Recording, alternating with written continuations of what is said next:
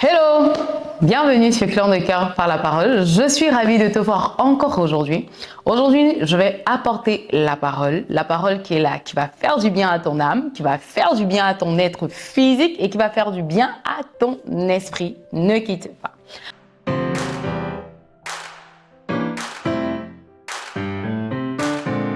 Alors aujourd'hui, on va parler du pardon. Effectivement, c'est un thème hyper sensible pour certaines personnes qui ont vécu des injustices, qui ont vécu des traumatismes, qui ont grandi dans des milieux où on leur a fait comprendre que le pardon n'était pas permis et qu'ils ne méritaient pas le pardon. Donc aujourd'hui, on va parler de ça. Et je te prie de ne pas fermer ton cœur. Laisse ton cœur ouvert et laisse Dieu te faire du bien à travers cette parole aujourd'hui. Alors, on va parler de trois types de personnes. Trois types de personnes qui n'acceptent pas le pardon ou alors qui ne donnent pas le pardon aux autres personnes. Donc, pour commencer, on va parler des personnes qui n'acceptent pas le pardon de Dieu. Ouais, tu l'as bien compris. On a des personnes qui n'acceptent pas le pardon de Dieu. Pour eux, ils pensent que lorsqu'ils ont commis une faute, lorsqu'ils ont fait quelque chose et qu'on leur dit Dieu t'a pardonné, pour eux, en fait, c'est trop facile. Non, Dieu peut pas me pardonner comme ça. Et voilà. Donc, pour lui, quand tu lui dis Dieu t'a pardonné, il pense que c'est un scam. Et pourtant, c'est faux. Alors, on va commencer dès le début. On va définir quelques expressions pour qu'on soit vraiment dans le contexte et pour qu'on se comprenne. Premièrement, qu'est-ce que le pardon? Alors, j'ai noté. Faut pas dire que j'ai inventé. J'ai noté la définition de ChatGPT, la définition de Google, de Wikipédia et même la définition de la Bible. Donc, on va lire ces différentes définitions. Suis-moi. Le pardon est un acte divin où Dieu, par sa miséricorde, efface les péchés de ceux qui se repentent. Et on dit, c'est le résultat de l'acte de pardonner la rémission d'une faute. On dit également, c'est tenir une offense, une faute, pour nulle ou bien l'excuser. Et renoncer, soit sur le plan personnel, ou en tirer une vengeance. Donc, tu décides, en fait, quand tu pardonnes, c'est comme tu décides, en fait, de ne plus te venger. Pardonner quelqu'un, c'est par exemple, si tu avais un plan de vengeance, tu décides de ne plus te venger.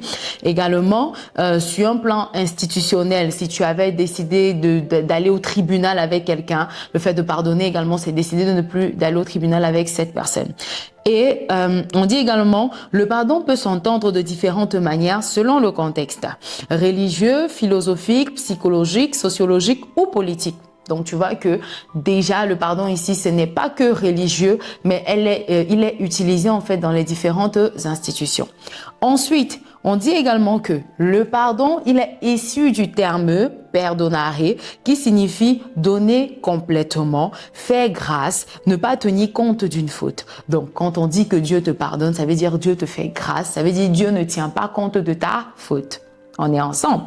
Alors, on dit également, le pardon, il est universel et tous les péchés peuvent être pardonnés par Dieu à condition que le pécheur le regrette sincèrement.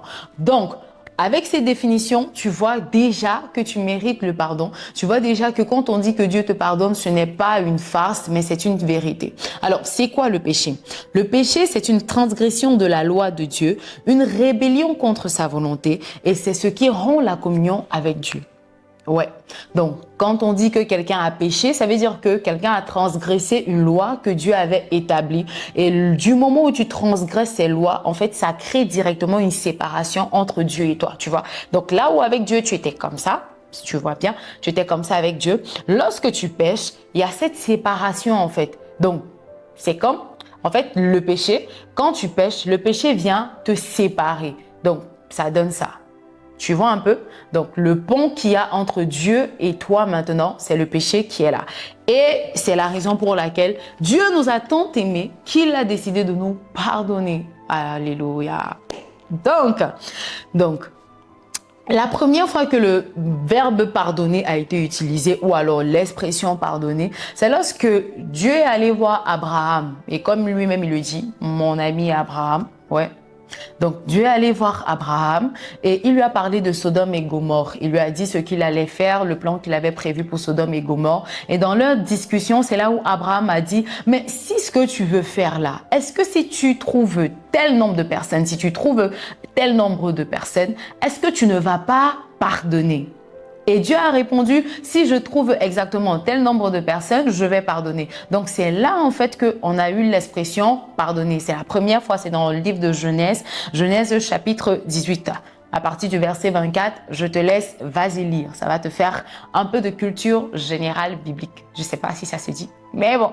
Donc, c'est à partir de cet instant-là qu'on voit qu'il y a plusieurs fois dans la suite de l'histoire, on voit qu'il y a le verbe pardonner, il y a l'expression pardonner. Alors, c'est très important de savoir que le pardon, en fait, c'est un acte libre, c'est un acte miséricordieux et par lequel Dieu donne à l'homme, malgré le péché, sa grâce, comme on a vu à la définition précédente. Dieu donne la grâce. Ça veut dire que ici, en fait, le pardon que Dieu te donne, ce n'est pas parce que tu mérites ce pardon, mais c'est parce qu'il t'aime.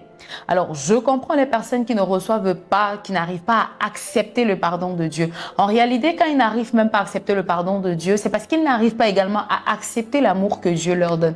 Et c'est dû à quoi? Au contexte familial. Tu as des personnes qui ont grandi dans des atmosphères de famille où la moindre petite erreur commise était considéré comme un crime. Tu n'avais pas le droit d'eux, tu n'avais pas le droit d'eux, tu n'avais pas le droit d'eux. Et ils ont grandi avec l'idée selon laquelle la petite faute que je fais, on ne me la pardonne pas facilement. Je n'ai pas droit à l'erreur, effectivement. Donc, ces personnes-là ont grandi également avec des personnes qui étaient très dures envers eux et qui en fait, à un moment donné, exercer une sorte d'autorité oppressante sur eux, de sorte que quand ils présentaient leurs excuses, quand ils demandaient pardon, par exemple, tu dis, Tata, je te demande pardon parce que j'ai mal fait, je t'ai blessé, et puis tu as Tata qui va, et quitte là-bas, va-t'en, je n'ai pas besoin de ton pardon, je m'en fous de ton pardon, tu penses que je suis Dieu pour te pardonner? Ce sont des expressions comme ça qui sont restées gravées dans ta mémoire, qui font en sorte qu'aujourd'hui, quand on te dit Dieu te pardonne réellement, tu te dis non. Ou tu as d'autres personnes qui quand elle faisait des fautes, quand elle posait un acte et quand elle demande pardon, on dit « Ok, si tu veux que je te pardonne, fais ci. Si tu veux que je te pardonne, lave les assiettes. Si tu veux que je te pardonne, apporte-moi de bonnes notes à l'école. Si tu veux que je te pardonne, quoi d'autre? Je sais pas, offre-moi quelque chose. » En tout cas, je pense qu'on essaye de se comprendre. Donc, ce sont des gens qui ont grandi avec ce chemin. Des gens également qui ont eu comment est-ce que je vais mieux expliquer ça?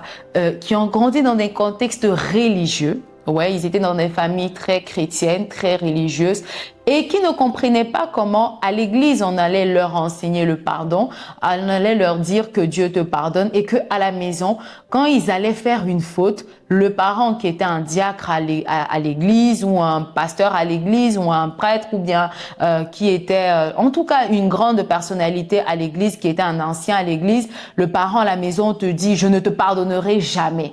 Alors que c'est le parent à l'église, en fait, quand il est sur la chair, qui dit « il faut pardonner aux gens et tout ». Mais à la maison, en fait, ils ne vivent pas ce que le parent prêche ou bien ce que cette figure représentative prêche.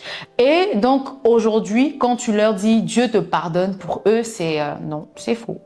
Dieu ne peut pas me pardonner. Je ne mérite pas le pardon de Dieu. Et d'ailleurs, c'est trop facile pour que Dieu me pardonne.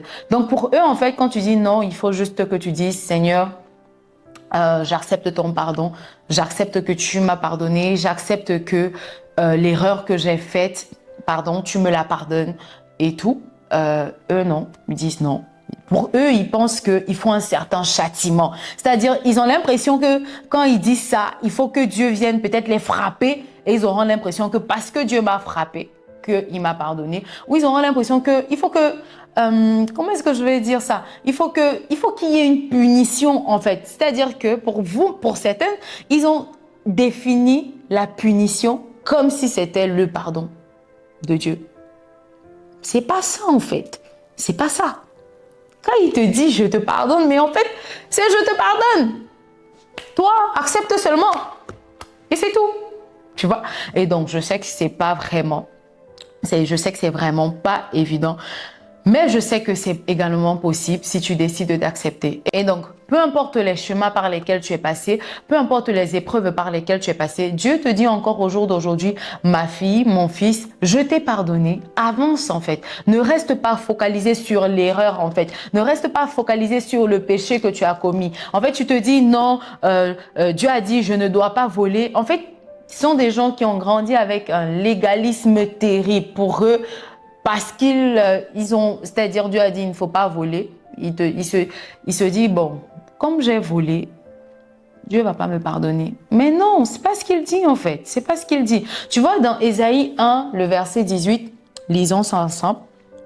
Il dit, venez et plaidons, dit l'Éternel. Si vos péchés sont comme le cramoisi, ils deviendront blancs comme la neige. S'ils sont rouges comme la poutre, ils deviendront comme la laine. Je pense personnellement que ce passage ne devrait pas exister si Dieu nous condamnait automatiquement, en fait. Si Dieu ne nous donnait pas une autre chance de demander pardon ou bien d'accepter son pardon. Du moment où Dieu te dit, viens à moi, il te dit, viens et plaidons. Ça veut dire, va vers lui, va lui expliquer, va discuter avec lui, va lui dire, papa, je sais qu'aujourd'hui j'ai péché ou Seigneur, j'ai péché.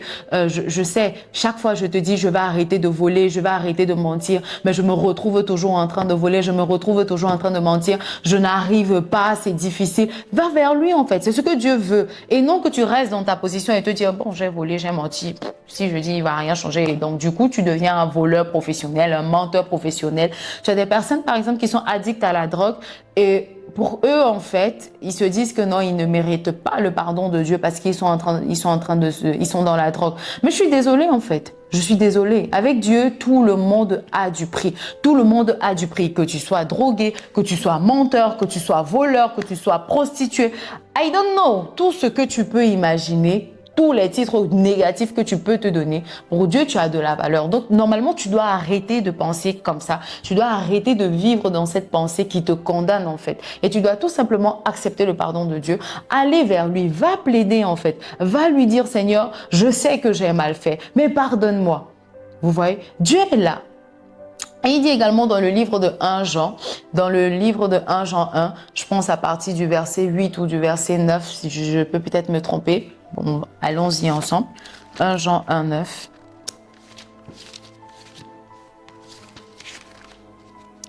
Les amis, avoir la Bible en papier, c'est important. On a dit clan de cœur par la parole et c'est la parole de Dieu qui nous nourrit. C'est ça qui nous fait grandir, c'est ça qui augmente notre foi. Alors, il dit dans le livre de 1 Jean, le chapitre 1, verset 9, il dit « Si nous confessons nos péchés, il est fidèle et juste pour nous les pardonner et pour nous purifier de toute iniquité. » Donc, tu vois que le premier passage que je t'ai donné, c'était dans Ésaïe, c'est dans l'Ancien Testament. Et tu vois qu'on a sa similitude dans le Nouveau Testament. Comme pour dire que peu importe, c'est-à-dire que si on t'avait dit que non, on est dans l'Ancien Testament, tu ne mérites pas. Je viens te donner le passage du Nouveau Testament qui te donne droit au pardon.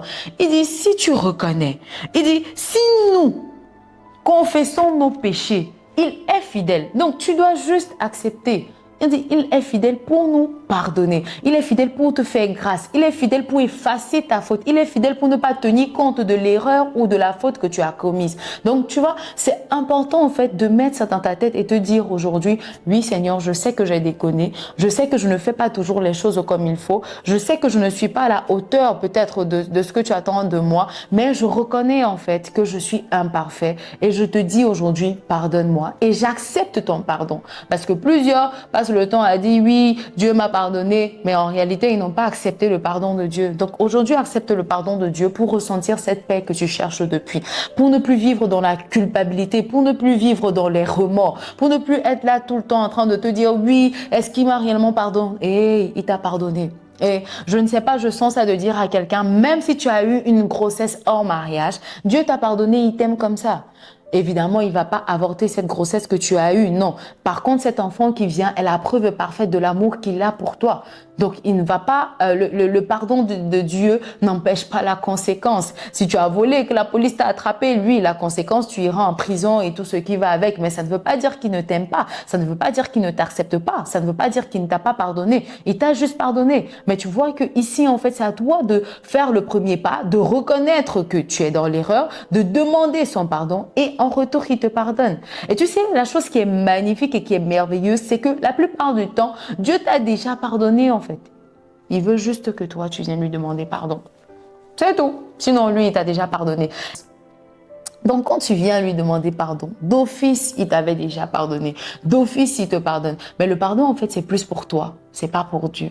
Donc, accepte le pardon de Dieu aujourd'hui. Ouvre ton cœur et laisse le pardon de Dieu entrer dans ton cœur. Reconnais que tu as mal fait. Reconnais que tu n'es pas une personne parfaite et laisse Dieu te faire du bien.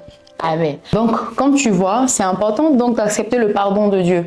Et comme j'ai donné l'exemple dès le départ, quand tu acceptes le pardon de Dieu, quand tu demandes le pardon de Dieu, là où tu étais comme ça avec Dieu, le pardon vient pour restaurer ton lien avec Dieu. Le pardon vient pour te rétablir, restaurer ta relation avec Dieu. Et c'est important également dans la nouvelle alliance, on a le pardon des péchés, on a la rémission des péchés. Donc, une prochaine fois, j'expliquerai de fond en comble vraiment c'est quoi la rémission des péchés, c'est quoi le pardon des péchés. Mais pour cette fois-ci, il faut comprendre juste que quand on te parle de rémission des péchés, dans la rémission des péchés, tu as le pardon. Parce que le pardon vient, ça te restaure ta relation avec Dieu. Mais la rémission des péchés, en fait, ça t'établit dans ta position légale avec Dieu. Donc là où tu n'avais pas droit à certains avantages à cause du manque de pardon, quand tu va vers Dieu et qu'il t'accorde la rémission des péchés, maintenant tu as droit à ces avantages. Donc il te remet dans ta position légale d'enfant de Dieu, dans ta position de fils de Dieu. Donc la rémission, elle efface le passé, elle enlève la culpabilité et elle te rend saint aux yeux de Dieu. Donc c'est important. Donc Dieu, il ne pardonne pas les péchés sans les effacer par le sang de Jésus. Donc, il faudrait que tu comprennes que peu importe le péché que tu as fait, Dieu te le pardonne automatiquement. Et quand il va pardonner, il va les effacer par le sang de Jésus. Accepte le pardon de Dieu aujourd'hui. Décide de revenir dans une nouvelle relation avec Dieu en te confiant totalement à lui, en acceptant que tu as eu de fausses pensées, en acceptant que tu as eu de faux backgrounds, en acceptant que tu as eu de fausses données, tu as eu de fausses connaissances et accepte que la paix de Dieu vienne te remplir, qu'elle vienne te faire du bien, qu'elle vienne te nettoyer totalement et que tu puisses pleinement rentrer dans la mission et dans le plan que Dieu a prévu pour toi en acceptant réellement ce pardon. Alors, c'était tout pour ce premier type de personnes. On fera une deuxième vidéo pour parler également de la deuxième catégorie de personnes. Ne quitte pas, abonne-toi et surtout n'oublie pas de partager la vidéo à quelqu'un qui souffre de culpabilité, à quelqu'un qui ne sait pas comment accepter le pardon de Dieu et qui se demande d'ailleurs est-ce que Dieu lui pardonne et est-ce que Dieu pardonne réellement et est-ce qu'il efface réellement les péchés. À très bientôt. Peace!